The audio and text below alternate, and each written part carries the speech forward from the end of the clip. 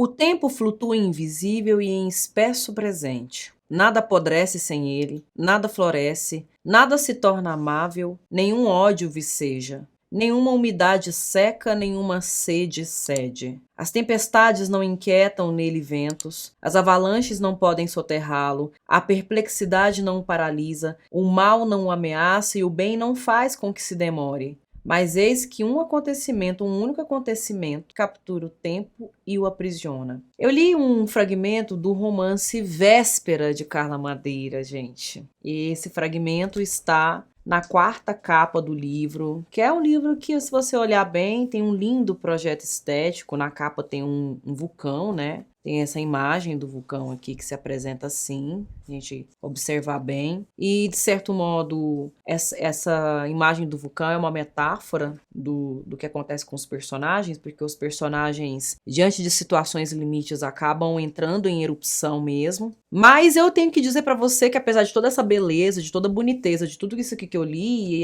vai ter polêmica, tá? O vídeo de agora, esse episódio de hoje vai ter polêmica, porque eu vou falar as coisas que eu preciso falar. Mas antes de falar de Véspera, vamos falar de Carla Madeira, uma escritora muito conhecida na literatura contemporânea. Eu já fiz um vídeo sobre um livro dela, que foi o Tudo é Rio. Eu vou deixar o link aqui na descrição e também no card, para quem ainda não viu. É o primeiro livro dela que eu li, o primeiro livro que ela publicou. Gostei muito, Tudo é Rio. Teve alguns problemas ali que eu percebi, algumas coisas que eu não gostei, que eu achei que não precisavam, mas o livro, gostei, o livro me atingiu de forma agradável. Aí quando fui ler Véspera, a sensação não foi a mesma, né? Eu preciso dizer, gostei de algumas coisas muito bonitas, mas tem alguns problemas, e problemas mesmo, não é só né? Você poderia pensar assim, pros apaixonados, né? O fã-clube da Carla Madeira, porque ela tem, né? Poderia pensar, nossa, má vontade, amargura, você não gostou porque você tá com inveja, alguma coisa. Não é. Eu sou professora de literatura, estudo literatura desde 2005, tem quase 20 anos de estudo de literatura. Tem problemas de ordem estrutural aqui que comprometem, que atrapalham a fruição, que atrapalham a experiência, que atrapalham, sabe, que não faz a coisa ser 100%, como alguns livros conseguem fazer com a gente. Mas ainda assim, foi a 2ª escritora mais vendida e mais lida no ano de 2021, perdendo só para Torto Arado, do Itamar Vieira Júnior. Isso saiu numa matéria de novembro de 2021 da revista Veja. Então, a Carla Madeira esta mulher vai fazer 60 anos esse ano, se não me engano. Esse ano é o ano que vem, uma coisa assim. Então, é uma mulher aí que já tem 3 livros publicados, né? Que é o Tudo é Rio, o primeiro. A Natureza da Mordida, que eu ainda não li, é o 2º. E o Véspera, que é o 3º. Esse foi publicado no ano de 2021, inclusive esse texto da Veja saiu quando da publicação de Véspera, porque provocou aí um frisson e tudo mais. Mas algumas coisas precisam ser ditas, né, sobre essa obra. É uma narrativa muito interessante por vários motivos e muito problemática também por vários motivos, né? Algumas coisas interessantes que eu percebo. Primeiro, uma estrutura fragmentada. O livro, ele tem uma espécie de prólogo e de epílogo. Ele tem, então, no prólogo, que é intitulado Antes do Começo, que é um poema, fazendo algumas reflexões, algumas divagações sobre o quebra-cabeças que é a vida, né? Uma coisa que é que eu faço aqui agora gera uma consequência que vai mudar os rumos da minha vida daqui 10 anos, né? Então, tem muito essa conotação. E o epílogo, que tem o título Antes do Fim. Então, antes do começo, antes do fim. Que é uma tentativa de explicação para parte dos acontecimentos do livro, mas eu já preciso dizer que esse antes do fim aqui, ele, para mim, é absolutamente descartável, desnecessário. Ele até atrapalha. O livro ficaria melhor sem ele, né? Porque ele tenta trazer uma solução, uma resposta para um incidente aqui importante, mas faz de um jeito muito descolado da própria realidade do livro, compromete a coesão, a coerência, compromete a verossimilhança. Preferia um desfecho em aberto, que é uma tônica mesmo dos romances contemporâneos. A literatura contemporânea não traz respostas acabadas o tempo todo, então estaria tudo bem se não tivesse resposta para o grande acontecimento aqui do livro. Outra coisa que é muito interessante também, né, nessa narrativa fragmentada, eu primeiro falei do prólogo e do epílogo, né? Aí é um texto que começa com o capítulo 1, logo depois do prólogo veio o capítulo 1, um texto em itálico que conta a história de uma personagem aqui, que é a Vedina. A Vedina é uma mulher que abandona o próprio filho, o filho de 5 anos. E aí é uma tragédia, é horrível isso que acontece, dá uma aflição, você termina de ler o texto, você sente a aflição. Mas aí na sequência, em vez de ver o capítulo 2, vem o capítulo 18. E aí o capítulo 18, ele volta ao passado e conta a história de Antunes e Custódia. Antunes e Custódia são os pais dos gêmeos Caim e Abel. E o Abel vai se casar com a Vedina e vai ser o pai do Augusto. Então, é uma forma de relacionar passado e presente. Então vai capítulo 1, capítulo 18, capítulo 2, capítulo 17. Até chegar o 18 na sequência crescente e o 1 na sequência decrescente. Isso é muito interessante, porque a narrativa ela consegue ser fragmentada, isso é uma fragmentação da narrativa, e ainda assim consegue ter uma linearidade. Eu acho isso muito interessante no texto, é muito legal. É um texto que é fragmentado e linear ao mesmo tempo. A Carla Madeira conseguiu fazer isso. Então existem aqui, esse arranjo narrativo estabelece relações de causa e efeito que eu gosto. Eu sou uma leitora de Edgar Allan Poe, gente, então eu gosto de relações de causa e efeito, né? Me agradou, gostei mesmo. Outra coisa que eu também gosto nas narrativas da Carla Madeira, que a gente tem aqui em Véspera, é o tratamento que ela dá aos personagens. Ela coloca as personagens numa dimensão mais complexa e, portanto, mais humanizada. A contradição humana fica muito evidente, né? São personagens que deixam evidente, assim, que nenhuma pessoa é 100% boa, 100% má. É que uma mesma pessoa pode ser muito odiada e muito amada. Então, a gente tem esse tipo de contradição, de ambiguidade que é própria da natureza humana. E ela traz para os textos dela. Então, são personagens muito... De fato, eles realmente têm uma substância humana neles. As referências intertextuais também, as reflexões que ela vai colocando a partir da pluralidade da narrativa, e vai criando um arcabouço, que é típico da contemporaneidade mesmo, né, gente? A literatura contemporânea, ela é cheia, ela é carregada de repertório, ela é carregada de referências intertextuais, que é muita coisa que veio antes para ser desconstruída, para ser retomada, para ser homenageada, celebrada, enfim. Então...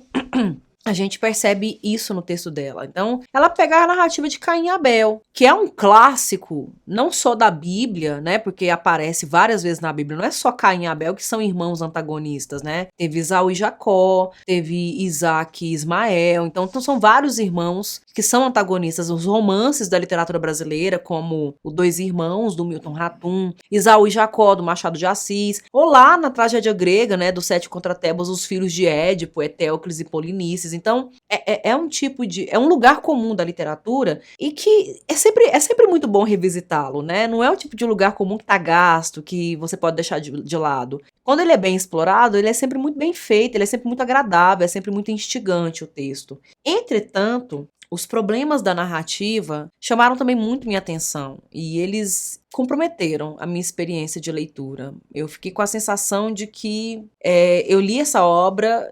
eu fruí muito, né, desfrutei muito de alguns aspectos, mas outros, assim, ficou mesmo como só estudo, sabe, objeto de estudo, leitura, formação de repertório, a construção do meu arcabouço crítico, né, que tá sempre em constante construção. Primeiro porque eu achei, assim, muito repetitiva, a dicção dela é muito repetitiva. Eu fiquei com a sensação mesmo, é muito parecido com Tudo é Rio, são personagens diferentes, são histórias diferentes, mas o jeito de contar a história, sabe, essa dicção, esse tom de voz é o mesmo, se repete. Ah, Elissa, nossa, que coisa, tá implicando com a Carla Madeira, no Machado de Assis não tem isso? Não, gente, é polifônico. Em Machado de Assis a gente vê polifonia.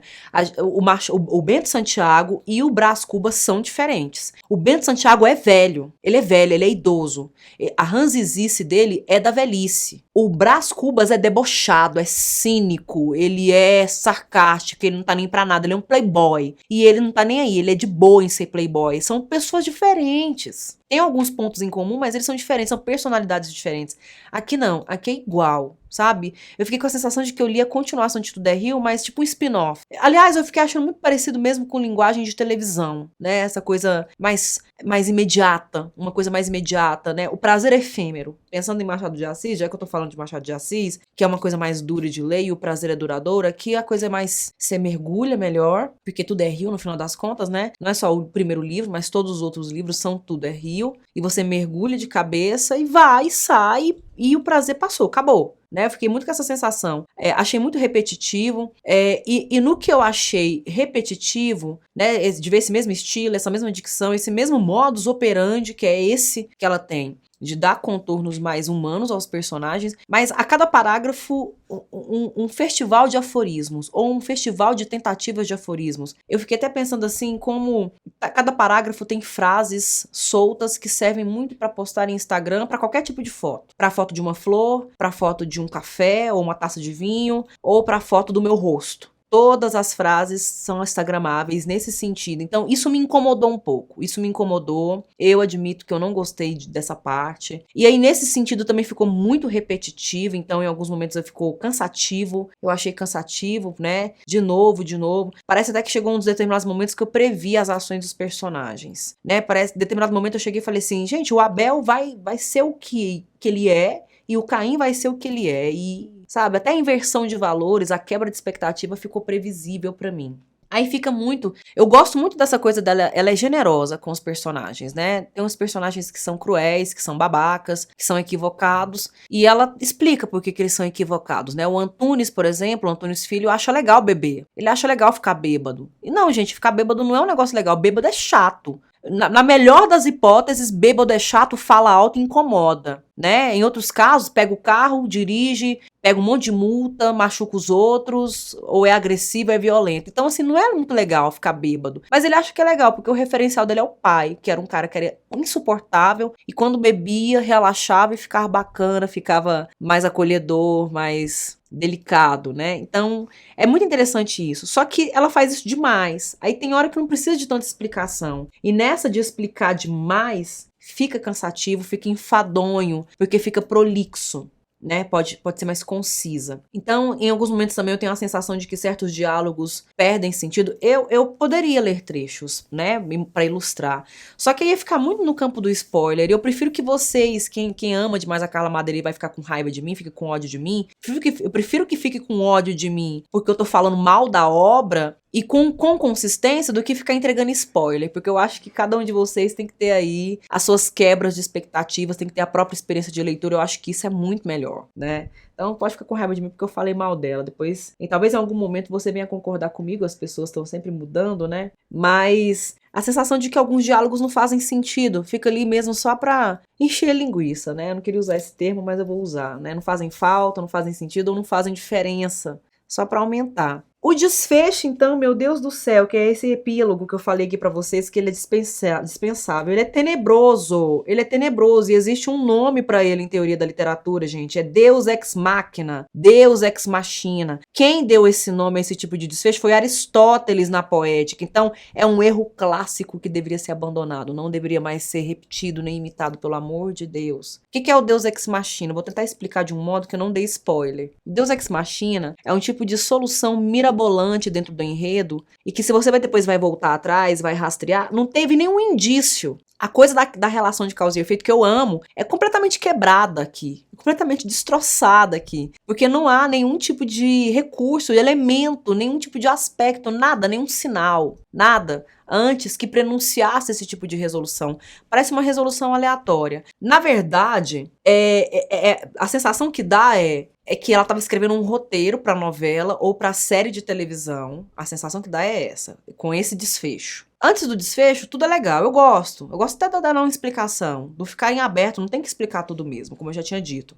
Mas aí parece que fica imperioso para a obra dela dar um final, dar uma explicação para o grande acontecimento do texto, para o grande acontecimento da obra. E fica solto, tá descolado da realidade, fere a verossimilhança, fere a coesão e a coerência da obra, a relação de causa e efeito. O Aristóteles já chamou atenção para isso lá atrás, quando ele fala da Medeia, né, que depois de aprontar tudo que ela apronta, sem fazer nenhum ritual, o deus Apolo vem do nada e busca e salva, né, da perseguição de Jasão, da fúria de Jasão. Então isso me incomodou muito, eu retiraria, né, como eu falei pra vocês, fica parecendo que o livro era pra ser um roteiro de novela, um roteiro de série de TV, que foi encomendado por uma grande emissora, aí de repente o dinheiro acabou, ou o público agora tá com outras demandas, e aí a emissora decide cancelar a série, então finalize a série agora, e aí ela finaliza, ou a novela, e ela finaliza de qualquer jeito, ficou parecendo isso. Eu tenho tanta razão em falar disso, gente, eu tenho tanta razão em falar disso que Véspera vai virar série de TV. Eu li recentemente, no final de fevereiro, saiu a notícia, a editora Record, que é a editora que publica os romances da Carla Madeira, lançou no Instagram. Eu vou até deixar o link na descrição aqui pra vocês, também contando essa história. Que saiu a notícia no final de fevereiro de que a HBO vai fazer a adaptação de Véspera pra transformar em série de TV. Então, né, esse tipo de percepção que eu tive não é casual, né, gente? Eu sei do que eu tô falando. E aí, nesse sentido, até, olha, você vê tanto que isso foi comprometedor pra mim. Eu aceitei o Deus Ex Machina em Tudo é Rio. Eu aceitei. Agora aqui eu já não engoli, não. E aí isso... Eu tava até com muita vontade de ler A Natureza da Mordida, que é o segundo romance dela. Mas eu adiei. Vai ficar pro final do ano. Vai ficar pro final do ano, quando eu estiver mais tranquila. Porque se eu for passar raiva, eu passo raiva, mas eu não fico com a sensação de que nada faz sentido, que eu tô perdendo tempo. Desculpa falar assim. Tá? Desculpa falar assim. Um aluno meu ficou até... Ele quase morreu de rir, ele achou muito engraçado eu falar, a expressar mesmo a minha indignação, quando eu falei que a sensação que eu fiquei quando eu terminei de ler, quando eu vi esse desfecho, a sensação que eu fiquei é de que ler um romance só da Carla Madeira basta, porque ler o segundo e o terceiro você vai estar lendo o mesmo romance. Eu fiquei com essa sensação. Desculpa, Carla Madeira, tá? Nada contra você, nada pessoal. E é um bom livro, é um livro muito bonito, mas não, ele não me pegou. O que dá pra aproveitar são os aforismos, né? Eu gosto muito da dimensão humana das personagens. Alguns aforismos são bem legais, mas não vou colocar em fotos do meu rosto. Nem foto de flor, nem foto de taça de vinho, como muita gente veio fazendo, eu vi que muita gente veio fazendo. Talvez por isso também as pessoas se incomodaram tanto quando eu critiquei, né? Porque elas se sentiram também criticadas, e de forma alguma, gente, eu tô falando de um livro, eu não tô falando das pessoas. Né? E eu, como professora de literatura e crítica literária, é meu papel falar. E leria novamente para estudo, apreciaria as partes boas, encontraria novas partes boas e detestaria as partes que não gostei de novo, se fosse o caso. E tá tudo bem, falaria de novo. E é isso. É assim que se porta uma pessoa honesta diante de um livro, de um texto literário, de literatura. Porque isso é a humanidade, isso é a condição humana, isso é a contradição humana, e a literatura reverbera as contradições humanas, porque a literatura também é humana. Ela não está separada da vida. E eu espero que vocês leiam esse livro. Quem já leu, converse comigo, dialoga, né? Sem ofensas. Ofensas não são aceitáveis. Eu aceito tudo, menos ofensas. Até porque eu não tô ofendendo ninguém. E quem não leu ainda, leia. Pra poder dialogar, pra gente poder conversar. Eu espero que vocês gostem do livro. Eu espero que vocês gostem deste episódio, né? Apesar de tudo, porque nem tudo são flores. Eu não tô aqui também só pra ficar pagando pau e pra ficar elogiando. Eu quero também problematizar. Eu agradeço a atenção de vocês. Eu vou ficando por aqui e até o próximo episódio.